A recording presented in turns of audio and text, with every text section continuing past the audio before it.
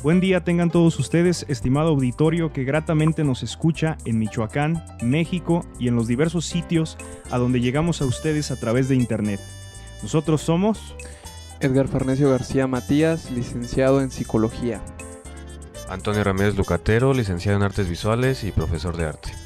Y su servidor, Genaro Valdovinos, licenciado en Derecho y maestro de la Casa de la Cultura Javier Vargas Pardo de Tinguindín, Michoacán, México, de donde surge su programa Cultura contra Cultura, en colaboración con Radio Juchari, que nos brinda el espacio para hacer posible que pretendemos sea un ameno intercambio de ideas y conocimientos para el enriquecimiento de todos.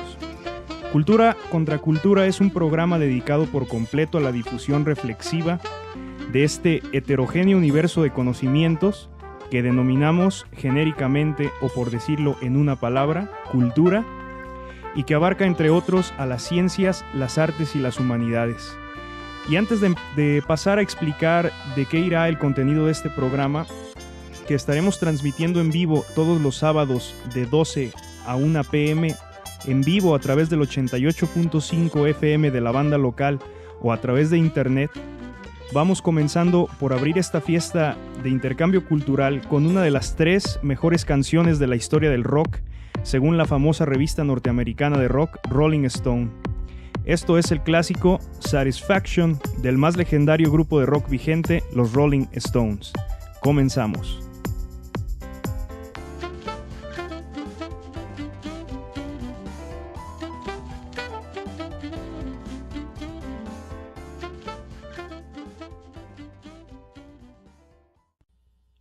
Volvemos a su programa de radio Cultura contra Cultura, y como estamos comenzando, empezaremos por decirles cuál será la estructura del programa, por presentarla, y para esto le cedemos la palabra a nuestro compañero Edgar. Bien, la dinámica del programa. Somos un programa de 1 hora de duración, se transmite semanalmente, específicamente los sábados de 12 a 1 de la tarde. Somos un programa a base de cápsulas o secciones, pensado en que tu interés sea un tópico en particular y puedas estar atento de las novedades que al respecto compartamos, o si lo prefieres puedas disfrutar de todas en nuestro tiempo de duración. ¿Cuáles son nuestras secciones? Tenemos una sección de música, una sección de recomendaciones de cine, televisión, libros e internet, eventos y noticias, principalmente culturales locales o culturales cercanos a los municipios de la región. Un tema del día en el que habrá entrevistas, las efemérides culturales de la semana, interacción con los escuchas, una frase de la semana y datos curiosos relevantes. Bien, y pasando a nuestra sección de recomendaciones, las cuales llevarán cine, televisión, libros e internet, y bueno, también pensando en que sean accesibles a todos, pues sabemos que no siempre existen libros que, aunque son de buena calidad, están disponibles en todas las librerías, películas que no están disponibles en todos los cines, igual cuestiones de televisión, no todos los cables locales tienen tales o cuales canales, pues intentaremos escoger aquellos que están más cercanos a todos. Estamos, les recuerdo, en la región noroeste del estado de Michoacán, entonces esta es nuestra base geográfica, pero pretendemos que sean amplias y que sean del interés de todos ustedes. En la sección de cine vamos a cederle la palabra a nuestro compañero Antonio para que nos hable de una película muy interesante llamada Concursante. ¿De qué va esta película, Antonio? Aprovechando que acabo de aventarme esta película, los datos generales de la película es que es una película española del género dramático, dirigida por Rodrigo Cortés, y fue estrenada el 16 de marzo del 2007 y fue ganadora del premio de la crítica en el Festival de Málaga de ese mismo año. Y bueno, Concursante, ¿a qué le suena? Pues podríamos decir, es profesor de Historia de la Economía, ¿no? Y gana por ahí un premio que se ofrece, sin mal no recuerdo, por televisión. Así es, que son, la película lo maneja, ¿qué? 500 millones de euros. Parece ser de pesetas que avientan en España. Sí. Sí, con su equivalente en euros, que es otra denominación diferente. Pero bueno, el detalle importante de la película, para que lo tomen en cuenta, no es precisamente que les hablen de qué se trata la economía de 0 a 100, sino que les den una idea de cómo se maneja la economía desde sus bases, para entender por qué muchas veces los programas que ofrecen premios pueden ser o muy beneficiosos o realmente pueden ser como una pesadilla para el que los gana. Yo creo que una de las cosas más interesantes, al menos para mí, fue que, bueno, tú te dedicas a las artes visuales y a mí al menos me resulta muy novedoso que pues la película logra hacer cinematográfica la economía teórica, porque ya hemos visto películas de economía como Wall Street o películas donde se habla de millonarios, pero una cosa es hablar de millonarios y otra cosa es hablar de economía, ¿no? Creo que esto es novedoso, o tú cómo lo has visto. Pues de hecho sí, porque dentro del cine, no tanto por el género, sino por los temas que trata el cine, para la diversidad de películas que me ha tocado ver, jamás o hasta el momento no había visto una película que tocara el tema de la economía de una manera dinámica y que se disfruta, porque la mayoría de los géneros están muy alejados de estas cuestiones matemáticas. Bien, y en la sección de televisión, ¿qué tenemos, Edgar?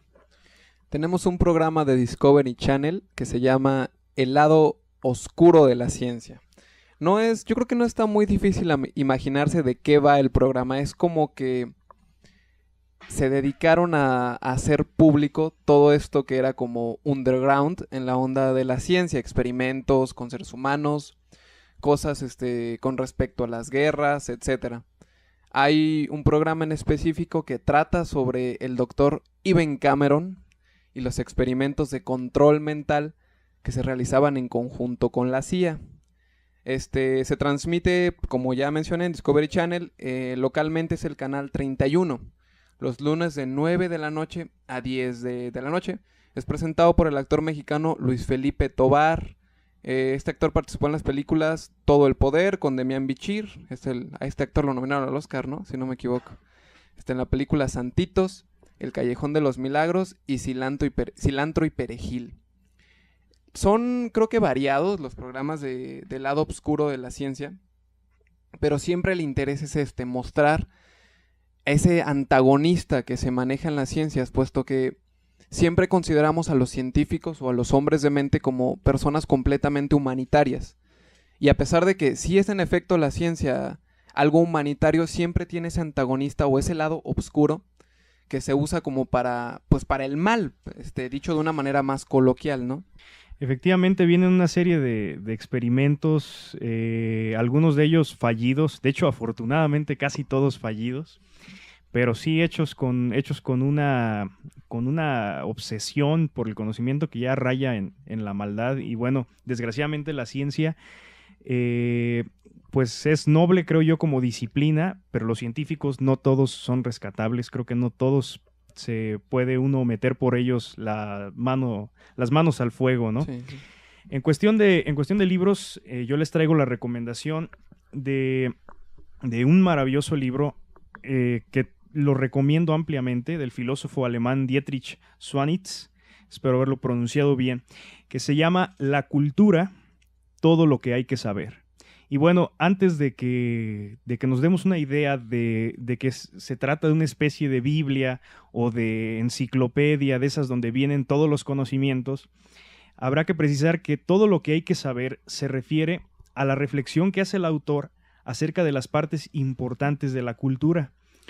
Desde luego viene una serie de recomendaciones de libros, de música, de literatura, pero más que nada es la reflexión a cuáles de la vasta producción de toda la historia pues sería necesario referirnos para lograr esto que en términos ahora generales, cultura lo comprendemos como el conjunto de conocimientos, de prácticas, de saberes, no solo en su significado antropológico, sino en el significado de la reflexividad sobre toda la actividad humana, ¿no?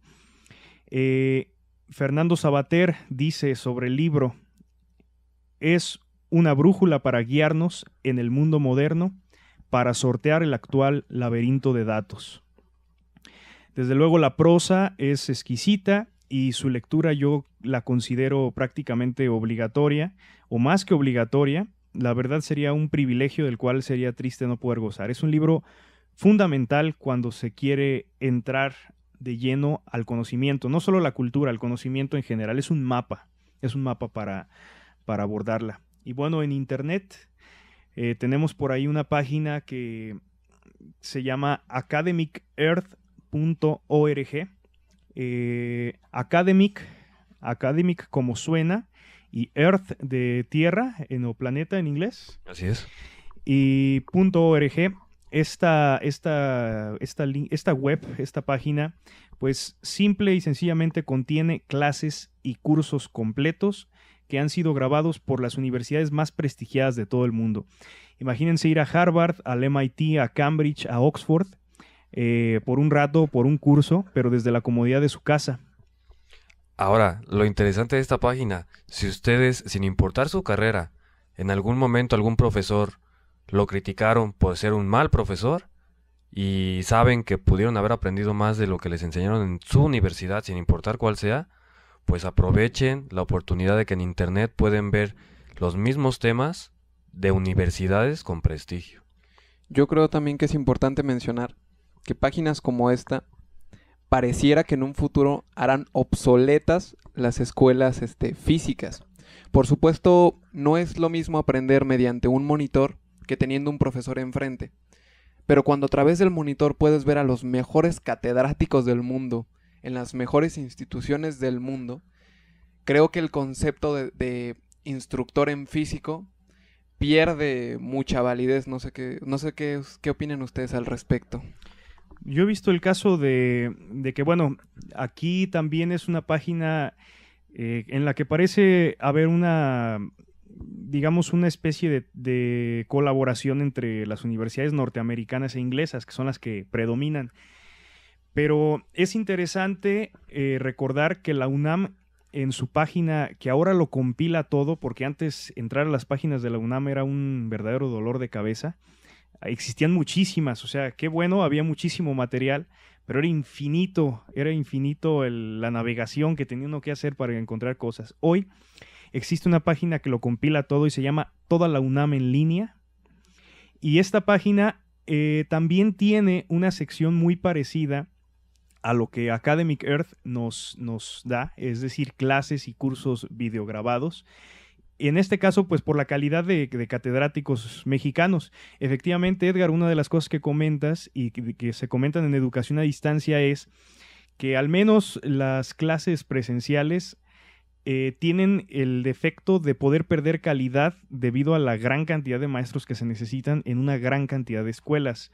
No es posible a veces tener, siquiera en términos lógicos, podríamos llamarle estadísticos, tantos buenos maestros para tantas aulas. Esto desde luego no va a ser posible.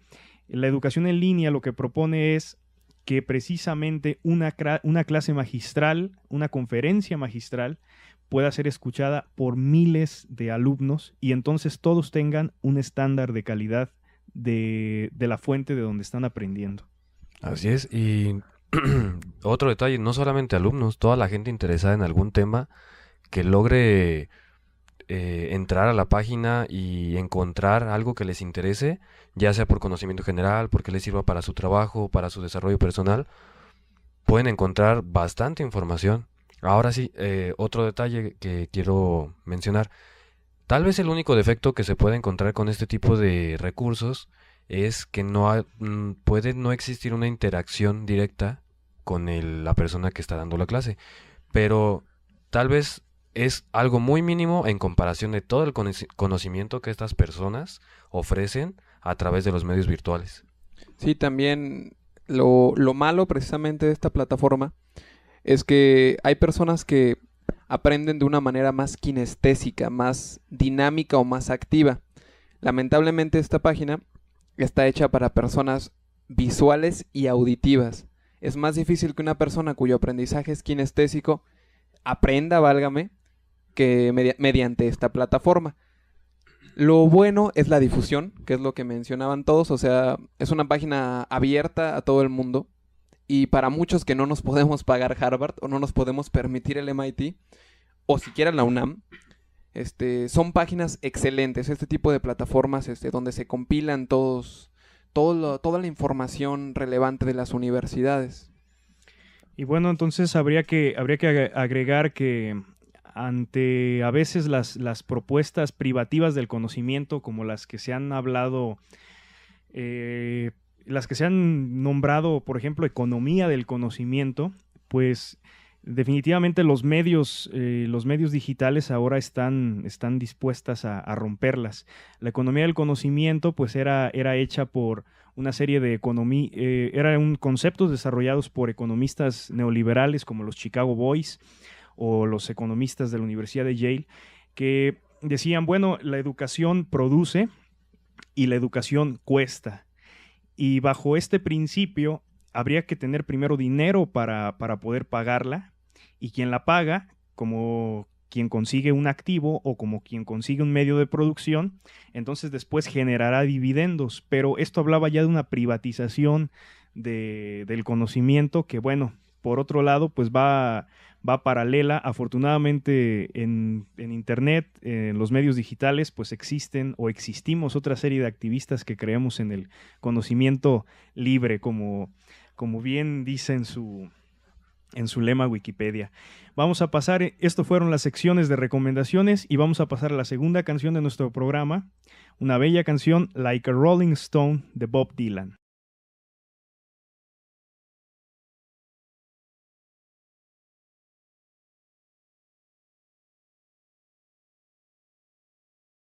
Volvemos a su programa de radio Cultura contra Cultura. Y bueno, la frase de la semana dice: hombre soy y nada humano me es ajeno, de Publio Terencio, autor de comedias durante la República Romana, muerto en el año 159 a.C. Esta frase, hombre soy y nada humano me es ajeno, ha sido reconocida como una de las frases esenciales del humanismo. Es el lema del Hospital Psiquiátrico Fray Bernardino Álvarez de la Ciudad de México, y desde luego nos habla de una cualidad importante tanto para lo bueno como para lo malo.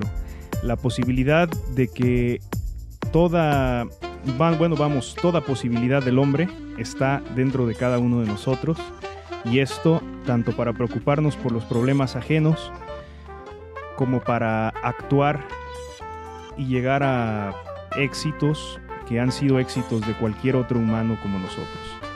Bueno, vamos a la parte temática, la parte central de este programa y de esta charla.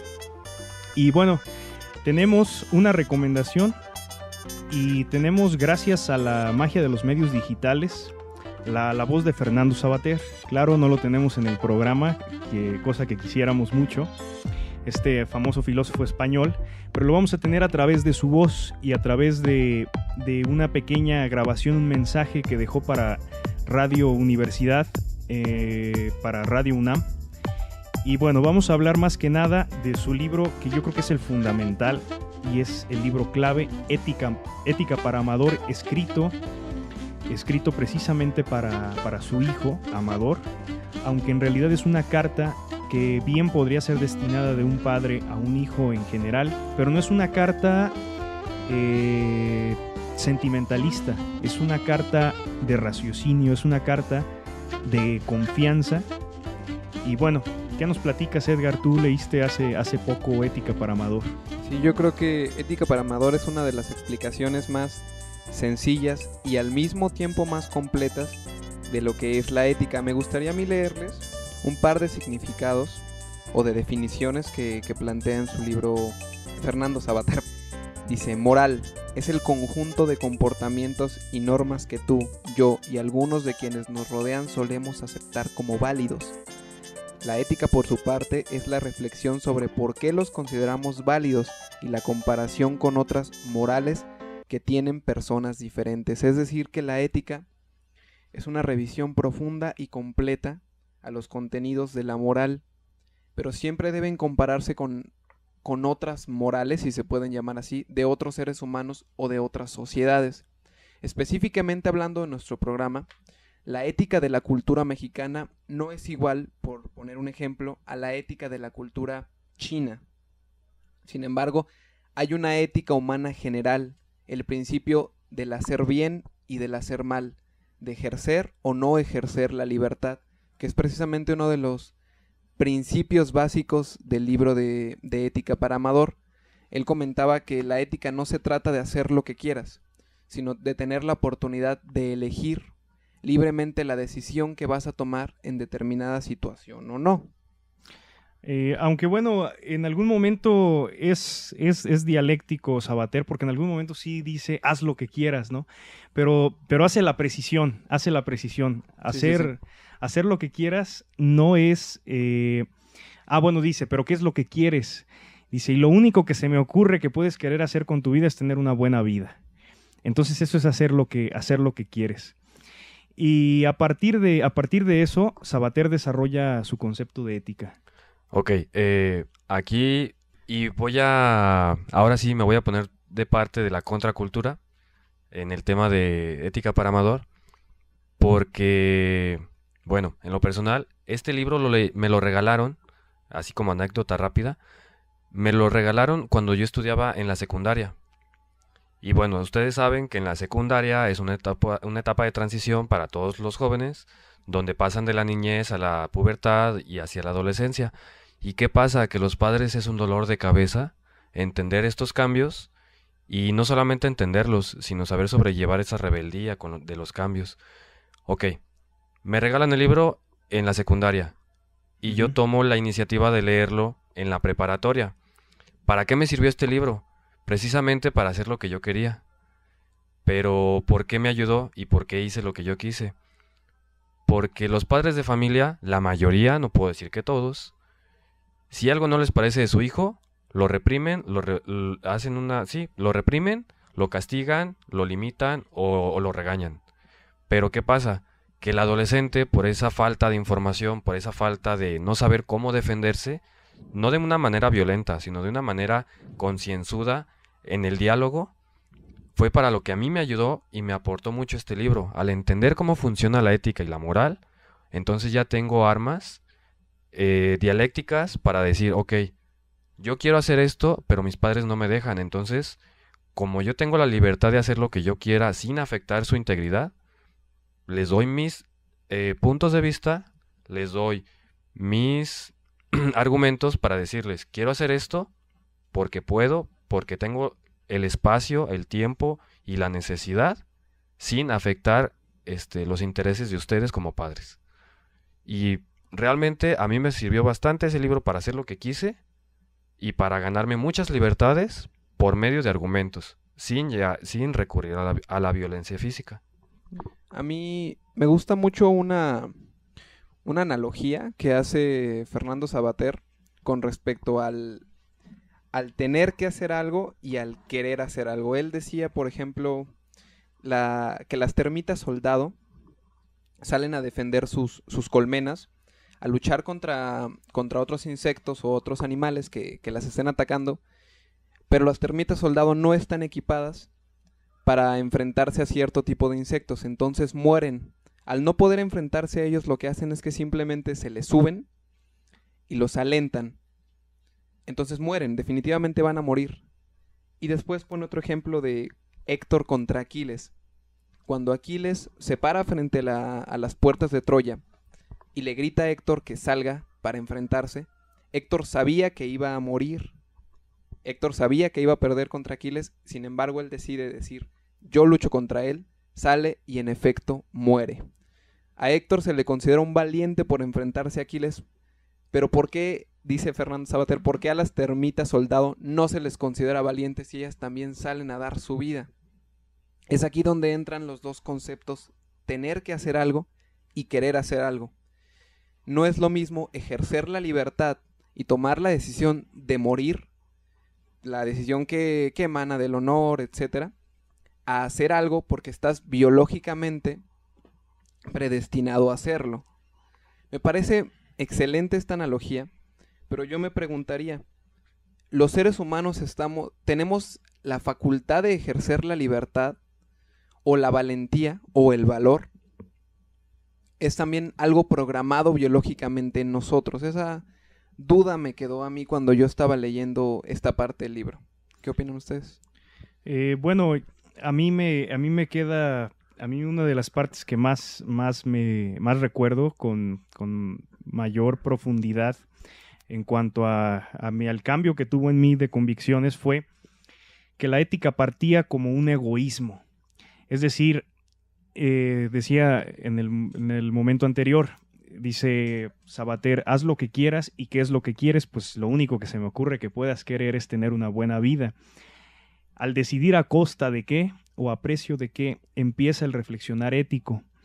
Y en su idea del egoísmo como centro de la ética, manifiesta Sabater que lo que queremos, bueno, es una buena vida, y es una buena vida en el mejor de los sentidos. Mientras más aumenta posibilidades, más plena y más se ensancha. Y en este sentido, pone, por ejemplo, nos cuestiona, no es literal esto, pero nos cuestiona si el criminal que fue aprehendido por la policía, cuando se le interroga, cuando se le interroga por qué delinquió, dice, delinquí porque tuve una mala vida, porque tuve hambre, porque tuve problemas, porque, en pocas palabras, porque tuve una vida desgraciada en muchos sentidos. Dice Sabater, menuda faena nos buscamos si pretendemos ganarnos nuestro supuesto bien a costa de generarles mal a los vecinos. Básicamente es la única manera de acabar con la violencia y de lograr aquello que nos conviene era pues enfrentándolo, haciéndole el bien. Esto era un cálculo, pero claro, siempre Sabater, dialéctico y abierto a las posibilidades, dice, pero la decisión está en ti. Sí, también tenemos pues que tomar en cuenta que el libro está dedicado a su hijo. Por supuesto, todos lo leemos y sentimos, yo creo que en algún momento todos somos Amador. Todos fuimos Amador en algún momento cuando leímos este libro. Pero a mí lo que me parece tan interesante o tan práctico, tan útil, porque esto para mí es una guía, es una perfecta guía, que desde las primeras hojas Fernando Sabater te dice lo que es la ética. Te explica básicamente de qué trató todo el libro en las primeras 20 páginas. Entonces uno se pregunta, ¿por qué lo sigo leyendo si ya aprendí lo que tenía que aprender en las primeras hojas? Es porque, a pesar de que él a veces redunda un poco en los conceptos, siempre te va ampliando lo que significa en un principio al ejercer la libertad. Creo que para mí ese es el concepto clave de este libro, la libertad. Hasta qué grado se puede ejercer dicha libertad, pero siempre dice lo mismo, siempre llega a lo mismo. Haz lo que quieras. Eres libre de hacer lo que quieras. Es bueno, yo creo que para todos los jóvenes que nos están escuchando, es el mejor, no es un libro tendencioso, muy por el contrario, les dará herramientas para esa rebelión que a veces se siente necesidad de hacer siempre en la adolescencia, pero con retos muy importantes y con retos, dice Sabater, de un príncipe que no todo lo aprendió en los libros. ¿Y qué les parece si ahora lo vamos a escuchar a él directamente? Gracias, como les digo, a la magia de las herramientas digitales, a que mismo Sabater nos diga un poco de qué va el libro y, bueno, un poco más de sí mismo. Vamos a escucharlo.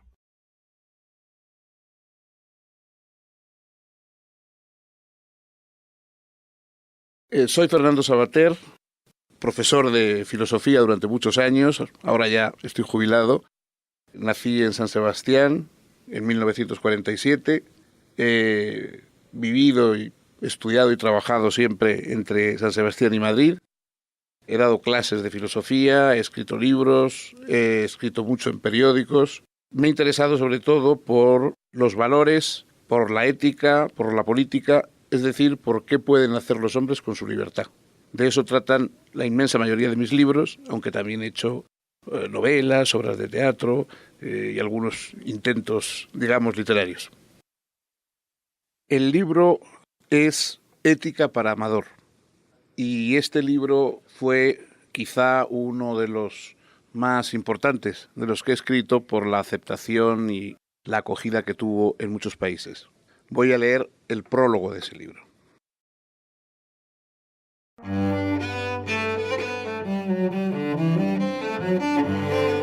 Ética para Amador. Fernando Savater. Voy a leer el prólogo de ese libro.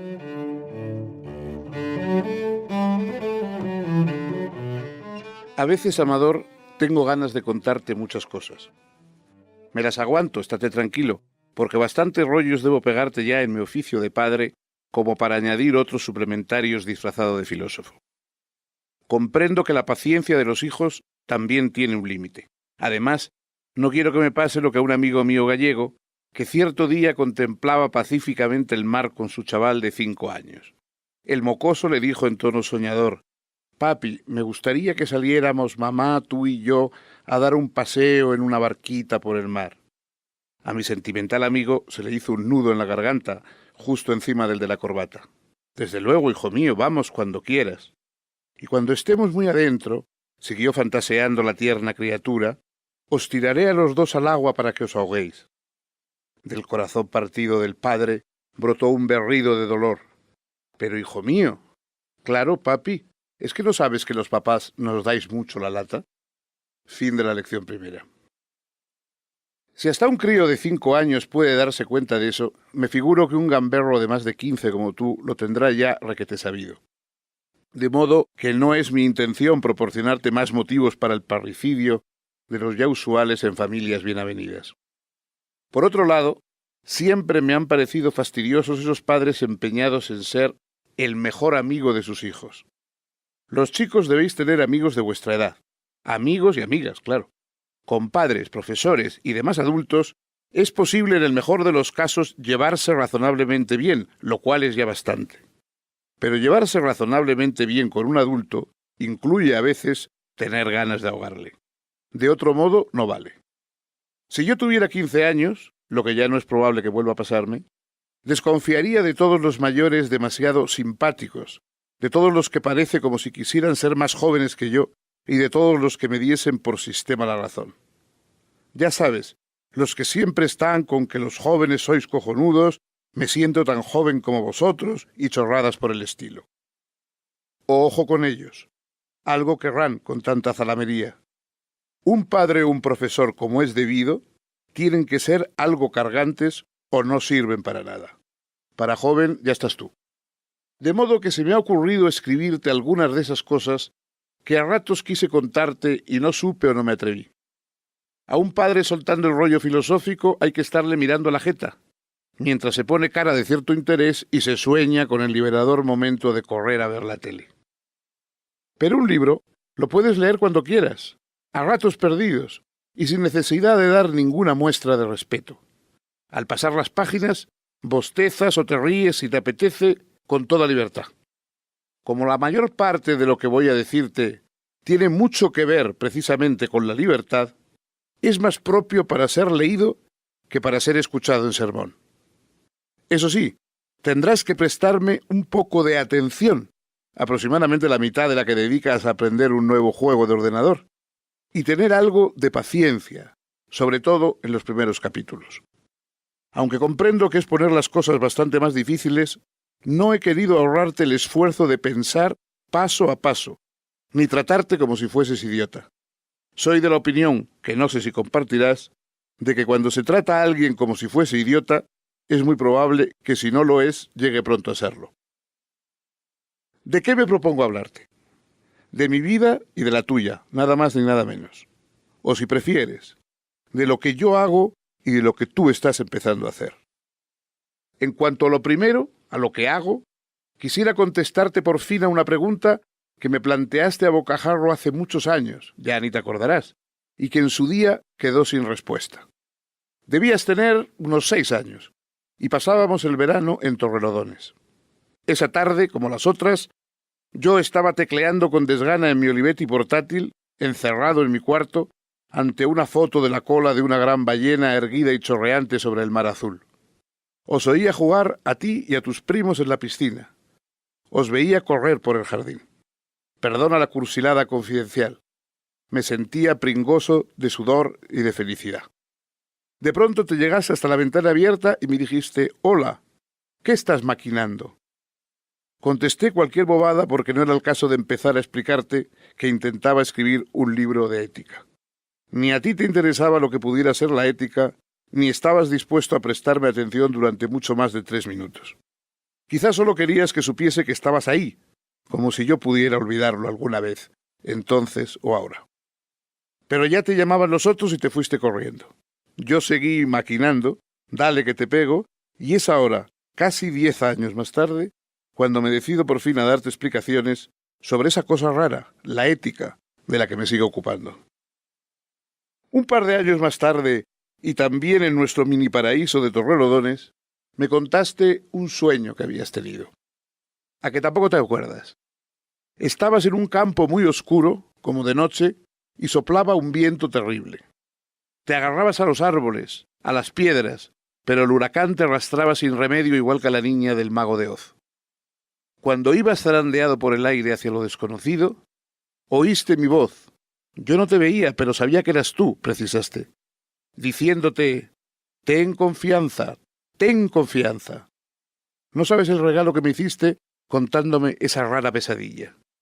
Ni en 1000 años que viva podría pagarte el orgullo de aquella tarde en que supe que mi voz podría darte ánimos.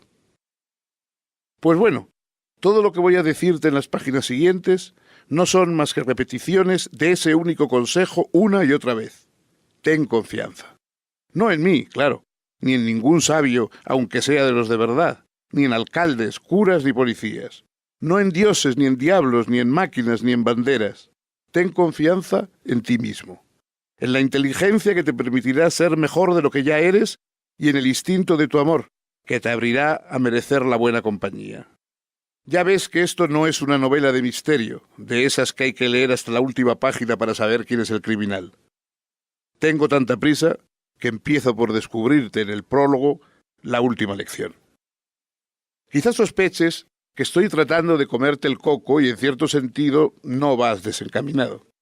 Verás, muchos pueblos antropófagos abren o abrían el cráneo de sus enemigos para comer parte de su cerebro, en un intento de apropiarse así de su sabiduría, de sus mitos y de su coraje. En este libro te estoy dando a comer algo de mi propio coco, y también aprovecho para comerte un poco el tuyo. No sé si sacarás mucha pitanza de mis sesos, quizás solo unos bocados de la experiencia de un príncipe que no todo lo aprendió en los libros.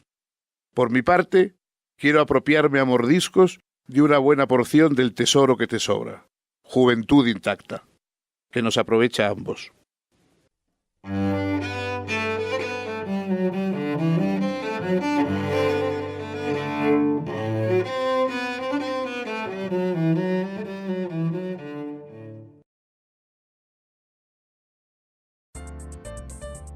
Regresando de nuevo al programa Cultura contra Cultura, en este momento les pasamos o les vamos a dar a escuchar la siguiente canción y la última de la lista que tenemos para el día de hoy, que se llama Imagine, de John Lennon. Yo creo que no hay una canción que refleje mejor un mensaje de paz, de amor y de unión entre los seres humanos como esta canción. Precisamente su letra relata todos estos sentimientos de romper esas barreras ideológicas, geográficas, religiosas, y poder unirnos todos, ¿no? Esa es la joyita de Imagine, la unión entre los seres humanos. Y bueno, yo creo que vamos a escucharla.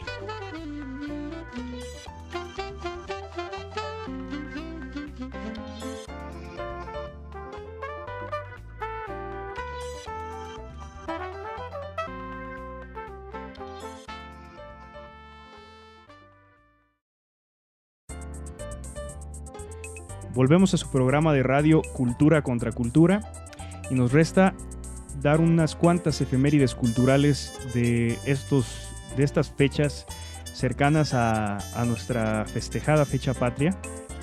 Edgar. Bien, el 9 de septiembre de 1731 nace Francisco Javier Clavijero, historiador y religioso mexicano, autor de la obra La Historia Antigua de México. Ok, aquí hago una intervención para mencionar brevemente. Para quien visite Morelia, les va a sonar muy, muy en particular el Palacio Clavijero, que está a una cuadra de lo que es la catedral, directamente en el centro, donde el Palacio Clavijero tiene una librería ducal, funciona como foro, como tiene un espacio para teatro, igual como galería de exposición de mucho. Generalmente ahí es un lugar de cultura.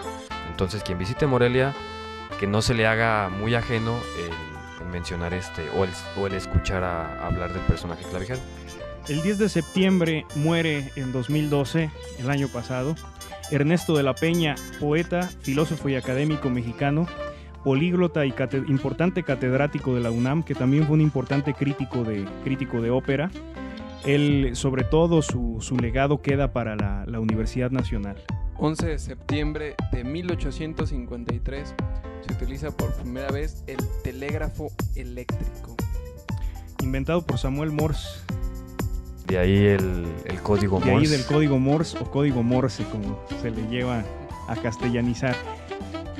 12 de septiembre de 1958 en Estados Unidos el ingeniero Jack S. Kilby de Texas Instruments presenta el primer chip, actual componente de las computadoras. Y no hay máquina que no use un chip.